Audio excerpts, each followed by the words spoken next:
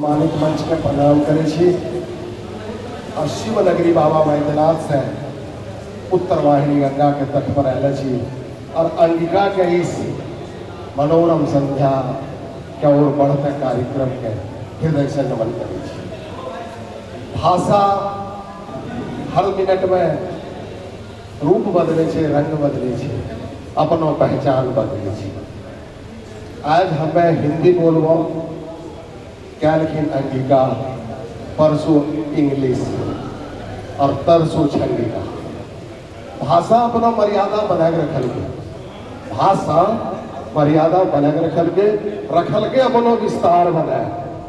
जय अंग, जय अंगिका, जय हिंद, जय हिंदी।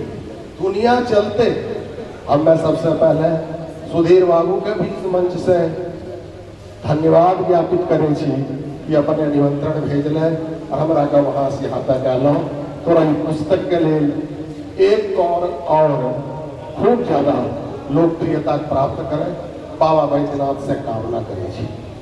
हमें अनिल बाबू संगम, डॉक्टर शंकर मोहन झा संगम आलो, हिंदी विद्यापीठ हमारे कार्यस्थल छे, बतौर त्रैमासिक पत्रिका हमें संपादन करे छी और मंच पर बैठला सभी नारी शक्ति के हृदय से प्रणाम।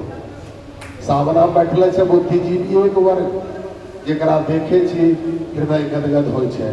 भाषा के लिए बहुत संयमित हो काम करी रहे छे।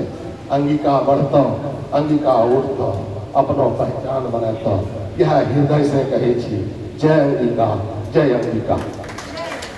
बहुत बहुत आभार।